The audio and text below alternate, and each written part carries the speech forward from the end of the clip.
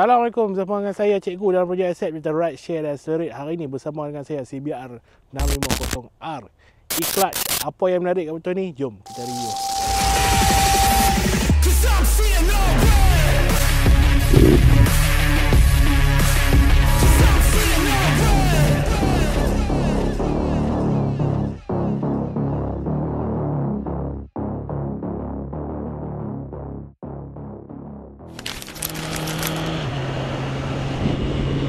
Assalamualaikum guys, selamat pagi. So ini adalah beberapa hari seterusnya lepas aku ambil motor Honda itu. Aku dah drive familiarize untuk 2 hari I guess, supaya aku boleh dapat review kat hampa dengan lebih baik. So setakat ni ok, Alhamdulillah. Cun, cuma masih kekok lagi sebab motor ni berat dia dalam 200 kilo, which is alright. Cuma aku dah lama tak bawa motor besar. Tapi other than that, great. So aku nak bagi feedback aku lah. Yang pertama,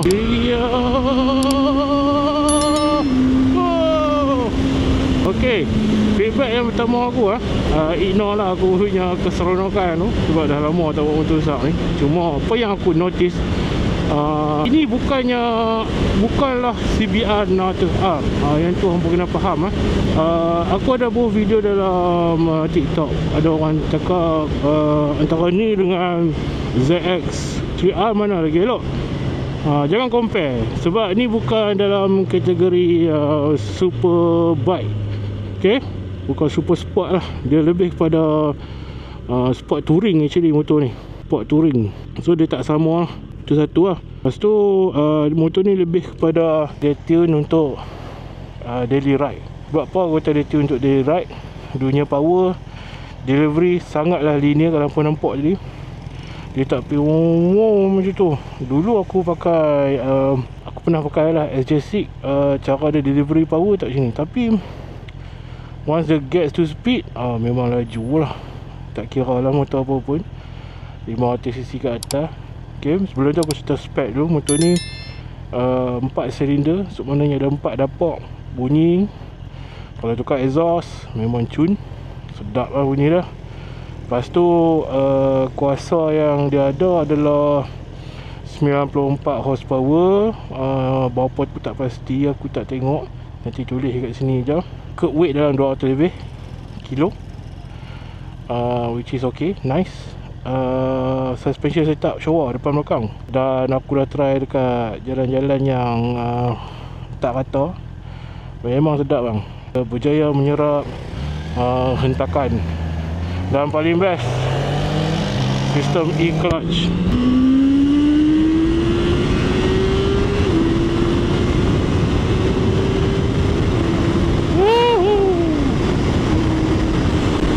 Nampak tu, dia punya pi, ya Allah, nice. Tapi dia nak sampai dekat 12 kRPM, lambat sikit lah. Sebab macam aku kata, dia lebih linear penyampaian kuasa dia. Bunyi pun okey untuk exhaust yang standard kan. Memang bunyi okey. Ride speed sangat stabil, which is nice lah untuk jalan jauh.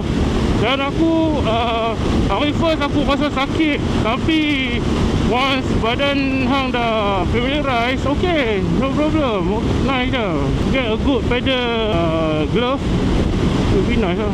Yang best dia senyap dan rasa tak teragak bila kita menunggang motor. Ok, so kita cerita sikit pasal sistem E-Clutch ni. Sistem E-Clutch ni banyak orang salah faham dengan macam sistem clutch, apa tu, clutch hidup, SS2 apa semua tu kan. Tak sama. Ok, dia satu macam aku cerita lah kan, pada abang rumah keluar sana tu. Macam aku cerita, dia ada satu robotic arm yang tolong kawal kita punya clutch movement di dekat sebelah kanan ni. Okay, nama dia E-Clutch. So dia ada MCU tu, motor control unit lah. So dia akan dapat signal daripada TPM, RPM, dia tengok pusingan roda. Lepas tu dia kira-kira okay, clutch patut kat mana? Kat sini, kat sini, kat sini. Patut ni, macam tu. Okay. Unik pasal sistem ni adalah dia sistem yang buat asingan. Makna kata secara teorinya, kalau dia rosak atau dia tak berfungsi kan, dia rosak atau tak berfungsi, kita masih boleh override dengan sistem clutch yang biasa. Okay. Kalau korang tengok lampu hijau kat situ, tu maksudnya sistem e-clutch dia tengah on lah. Tapi kalau macam aku override kan, nampak hijau tu hilang kan, maknanya sistem dia di override.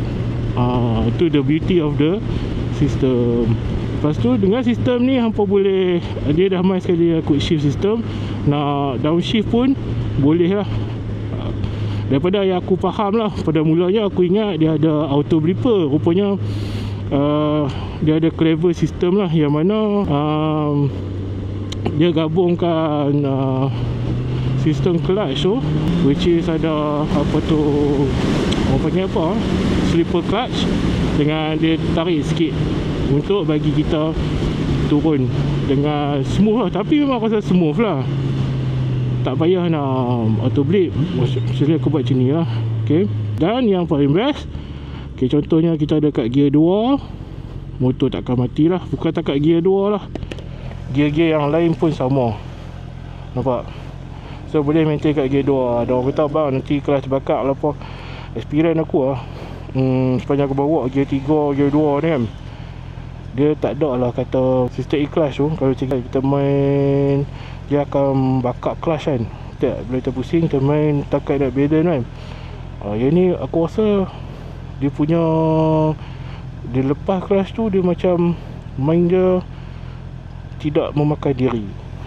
Tapi janganlah duk main gear 6 semua kan, gear 2 kan. Ok, lain-lain nak cerita pasal apa yang aku suka dan tak suka. Ada benda yang aku tak suka lah. Okay. Untuk harga 45,000, ok, harga dia ok dengan sistem e-clutch tu. Tapi ada banyak benda yang aku rasa Honda ni dia dah ketinggalan dengan kawan-kawan kita dekat China. Okay. Yang paling besar sekali adalah ni lah, sistem kunci ni, yang dia dibawa daripada tahun bila lagi, mungkin daripada CB650F ini, kunci fizikal ni masih lagi dipakai yang ni. Yang ni aku tak faham lah. Lain daripada tu, okay, skrin digital ni dia nampak terlalu kosong bang. Faham tak terlalu kosong tu macam mana? Japanese maker ni perangai dia satu lah, dia suka simplicity. Okay. So tak ada tema. Malam dia hitam, siang dia putih. Simple as that. Dia bagi kat hang info, itu je. Itu saja yang dia bagi kat hang. No more, no less.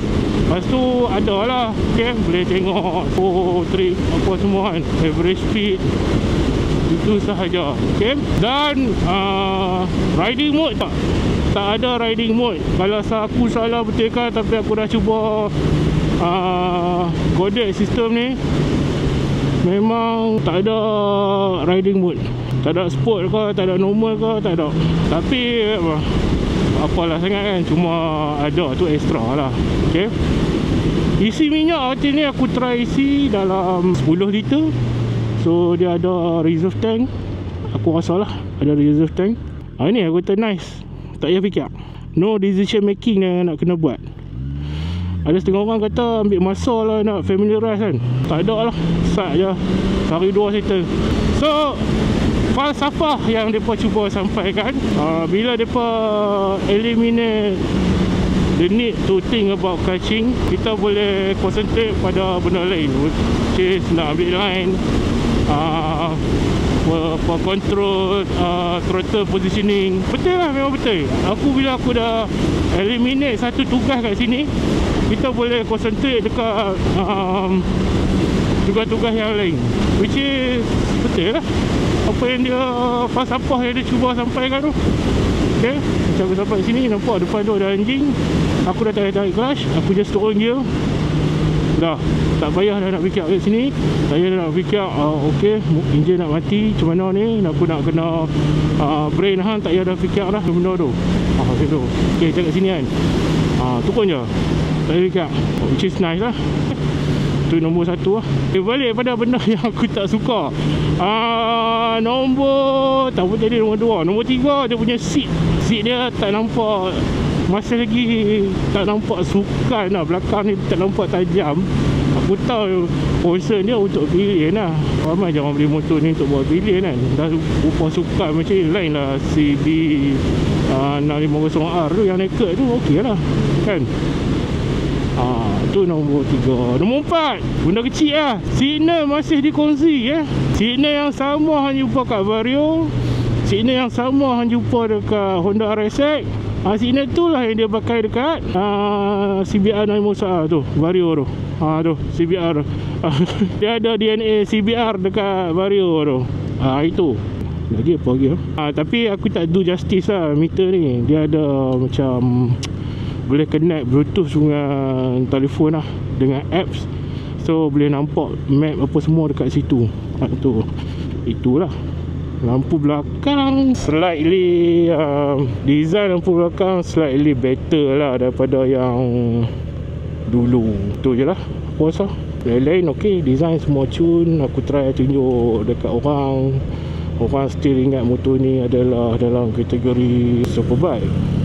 Untuk orang marhain yang tak tahu pasal motor, a big bike is a superbike, no matter apa pun dia, kategori dia. To them, kalau hang panggil flash appeal, orang akan nampak wow, ini adalah superbike. Sebab dia punya design memang dah tak sama. Ni lubang. Macam ni aku cakap ni, dia menyerap hentak dengan baik. Okay, dia masih boleh menampakkan status quo tu. Orang masih ingat dia superbike.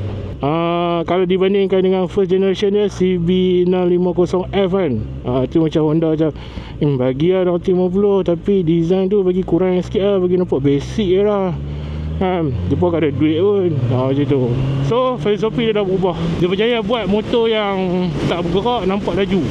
Itu yang penting. Walaupun dia tak bergerak, dia nampak laju dengan fork dia rendah nampak depan. First impression orang awam yang aku try tunjuk, depan dia rendah abang. Macam tu. Dia dah lower siap dah, tak ada fikir dah nak buat turun ni. Selalu ada modi bagi turun. Sebab dia memang dah nampak laju walaupun dia tak bergerak. Penting tu. Betul tak? Side mirror okay, kalau biasa orang beli memang dia pakai tukar side mirror kecil lah. Tapi untuk standard okay, nampak cut. Dia nampak terletak, dia tak nampak buruk dan hideous, which is nice. Braking feel sedap. Brake ni memang cukup. Memang dia punya braking feel dia pun sedap. So aku tak ada komplain lah kat situ. Bunyi untuk standard pun sedap. Okay, kalau nak cerita waktu umur 20-an, awal 30-an kan, dia macam rasa macam nak tukar kena bunyi sedap kan. Kalau tanya aku bunyi ni standard ni, I can live with this. Itulah. Okay, cornering aku tak try habis lagi. Suspension setup mungkin belakang ni aku boleh keraskan sikit, mungkin sebab berat badan aku lah. Okay, kalau badan ringan okay, untuk aku dia terlalu bouncy. Tapi dari segi riding position okay lah, it's nice. The thing about bawa motor besar ni, aku akan kalau buat kacai hang punya view ke depan dalam 50 meter je tau. Hang punya nak bagi perhatian tu. Bila aku bawa motor yang besar ni, dia automatik aku punya awareness tu pergi 200 ke 300 meter ke depan. Nak scan sana sini, letih sikit lah. Tapi memang aku dah train badan aku, mind aku macam tu. Tapi untuk sekarang ni aku on the way pergi kerja, aku tak rasa lah sengat ke sakit-sakit. Dan takat maintain kat gate 6 ni untuk cruising, untuk memotong, rasa macam bawa skuter bang. Sebab power dia linear. So just letak gear 6 and forget about it lah. Bila kita tengah duk cruising kan dekat jalan B-road macam ni kan, bukannya nak bawa laju pun, memang tak terasa lah dia punya speeding tu. Memang suka kakak nak memotong kan, no problem. Jangan tanya aku top speed. Aku ada tengok orang buat review top speed dia 200 lebih lah. Aku bukan dalam umur yang aku prefer nak test top speed. So aku deliver from this. Hampa nak cari top speed, hampa boleh tengok channel lain. Tapi seperti motor CBR yang lain, aku rasa sama je top speed lah, bergantung pada berat badan. Ni aku tahu ni, tak payah fikir dah decision making, tak payah nak blip ke apa kan. So apa normal riding untuk commute dengan jalan macam ni memang nice lah, sedap, memang sedap.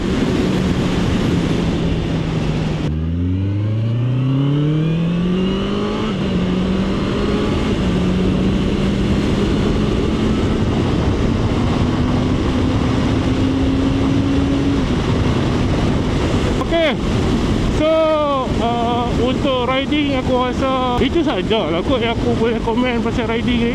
Selain pada tu apa-apa boleh tanya lagi dalam komen, aku akan feedback dah. Nanti aku akan review daripada bawah pula motor. Kita akan go and kita akan buat walk around serta pasal dia punya features apa semua kan, beza dia lah. Oh ya, aku nak tambah sikit lah. Buat motor ni aku rasa tank slap bukan satu masalah lah. Faham kan tank slap dia apa? Tank slap tu bila laju kan, bila ham tok kuat sangat macam tu kan. So itu bukan isu lah, sebab motor ni power delivery dia linear. Dia bukan macam MT-09. And then nak wheelie aku tak tahulah, itu apa kena bagi orang yang pandai wheelie lah. Dengan e-clutch tak boleh wheelie, tapi kalau override ok lah, boleh lah. Alright, so sampai dah Gunung Jerai. Traffic light gila ni, tak sampai 2 saat dia dah berkelip. Kita continue review di atas jalan. Review ketika tidak ride. Ok, kita jumpa lagi lagi. Guys, aku terlupa lah nak tambah satu lagi aspek dalam review aku. Aku lupa nak review yang motor ni adalah sebenarnya double overhead cam. Satu feature yang aku terlupa nak masukkan dalam review aku. Silap banyak tak cerita. Okay, so dia ada 2 cam profile. Apa yang membezakan dia dengan yang single cam ni, lupa nak cerita bila kita pulas kan. Lepas tu kita boleh rasa macam ada VTEC buka dekat around 6.5 ni baru kita rasa power tu pi. Aku nak demo tapi dekat jalan biasa. Tapi waktu aku bawa laju tadi tu, okay, aku masukkan video waktu aku bawa laju tadi tu, boleh nampak lah dia punya perbezaan, dia punya pergi tu. So itu tambahan lah. Lupa nak tambah geng. Lagi kan salah info, kena kecam. Itu je lah kot. Okay. So motor ni dia pakai double overhead cam. So profile dia akan buka lepas 6.5. Nampak?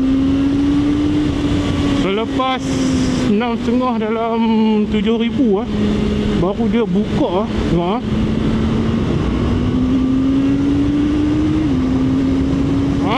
nampak? Boleh rasa surge of power tu lepas 7k RPM. Itulah aku nak laporkan dekat hampa. Itu adalah ciri double overhead cam lah. Sama macam motor Kakcai dia pun sama je. Tengok cam profile tu berapa dia buka. Lupa nak tambah. Sebab tu dia punya cam profile dia waktu RPM rendah dia sangat linear. Untuk ease into power, dia tak bagi kita terkejut dalam kasak. Nampak?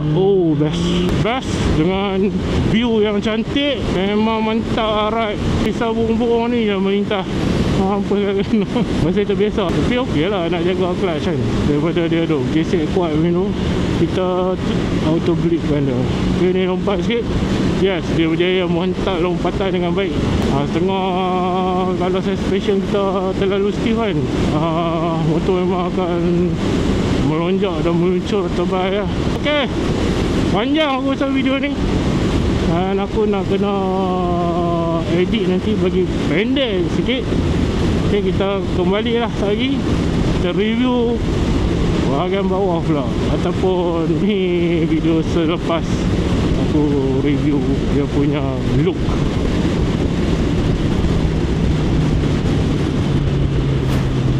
Okay guys, ni adalah CBR 650R. Macam aku cakap, ini adalah model tahun 2025.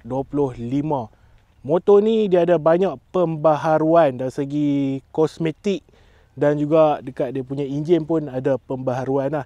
Sebelum tu kita go through dulu dengan dia punya kosmetik. Kalau kita tengok paling besar, benda yang paling tak lawa, paling huduh dekat motor 650R yang model sebelum ni adalah dia punya lampu belakang. So, apa yang Honda buat, dia dah redesign bahagian belakang. Lampu dia nampak lebih sleek, nampak lebih cantik lah dekat bahagian belakang ni. Dia masih retain ekor yang asal, okay? Dan seat dia nampak macam two-piece design. So, nampak lebih sesuai lah dengan image dia yang lebih garang tu kan. Bahagian tangki aku rasa macam tak ada beza lah, sama saja. Dan fairing, okay, fairing tepi ni, bahagian fairing ni dia dah redesign. Kalau dulu bahagian sini dia tak tutup, so bila dia buat design macam ni, dia nampak fairing tu nampak lebih besar dan lebih angular lah. Dekat bahagian bawah ni pun, belly pan ni pun dia dah panjang. Kalau tidak dia pendek dia nampak menarik. So aku paling suka part sini, design visual dia ni kan, dia menampakkan macam motor ni dia dah lowered, dia nampak rendah. Dekat bahagian tepi ni lah kita nampak Alright, di bahagian hadapan kita dapat lampu yang baru. Okay, ni lampu yang baru, LED semua LED. Dan juga depan lah, facial bahagian depan ni pun dia dah yang baru. Signal masih yang sama, pakai signal RSX ataupun Vario. Okay, so dekat bahagian dashboard kita dapat dashboard yang baru sebenarnya. Dashboard TFT bang. Waktu tengah hari ni sekarang tengah hari ambang, tengah orang dengar motong padi kan, boleh nampak dengan clear meter dia, meter TFT. Memang design okey, bagi aku okey lah. Untuk motor Jepun dia memang suka simplicity. Dia ada warna putih, lepas tu malam dia akan jadi warna hitam. Alright, so ini adalah rupa luaran untuk CBR 650R. Dari segi teknologi, kita dapat digital meter yang baru dengan sistem e-clutch. Sistem ni kita boleh kawal dekat meter ni juga. Kita boleh buka setting, dan kita boleh tengok kat sini Honda e-clutch. Kita boleh setting lah sama ada kita nak, waktu kita shifting up tu nak hard, medium ataupun soft, dia punya feel tu Down pun kita boleh nak, kalau nak soft kita boleh buat soft lah. Okay, aku try make soft. Okay, untuk shifting up kita ambil hard, contoh. Okay, lepas tu kita boleh juga nak offkan dia, boleh off, ataupun kita nak on. Dia ada juga shift point, yang ni kita boleh set lah. Nak tutup pun boleh, tak ada masalah. Nak on pun boleh. Okay, lepas tu kita ada HISS. Okay, ini macam dia punya traction control lah. Untuk display ni kita boleh pilih nak theme lah. Contohnya kita nak simple kan. Okay, simple, pilih simple. So dia akan jadi macam ni lah. Macam aku prefer jenis bar lah. Okay, bar settle. Okay, dan juga meter ni dia dilengkapi dengan apa tu, kita boleh pilih dia punya background lah, nak hitam ataupun putih. Dan untuk ni kita boleh juga buat Bluetooth pairing untuk tunjuk map dan sebagainya. Ok guys, dari segi enjin, motor ni menggunakan enjin bersesaran 650cc dengan 94 horsepower, 63 Nm of torque, pakai double overhead cam. Daripada aku test, power dia betul-betul keluar pada 6 kRPM ke atas. Maknanya bila kita pulas minyak dah, oh pam dia pi. Okay, untuk tayar belakang dia pakai 180-55-17, tayar jenis Dunlop Road Sport 2. Depan 120-70-17. Brake Nissin dual port dengan ABS, dan juga belakang ada juga Nissin dengan ABS.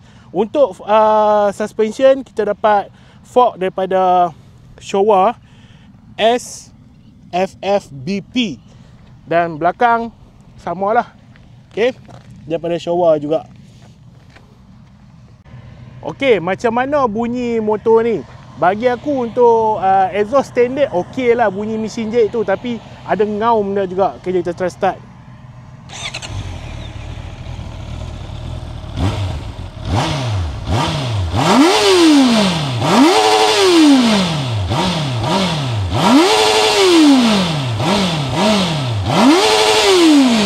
Yes, bunyi dia memang ada mengaum. Ini kalau tukar exhaust ni aku tak tahu lah macam mana kan. Bunyi dia memang sedap sebab dia pakai 4 silinder, 4 dapur. Bunyi memang belanja habis.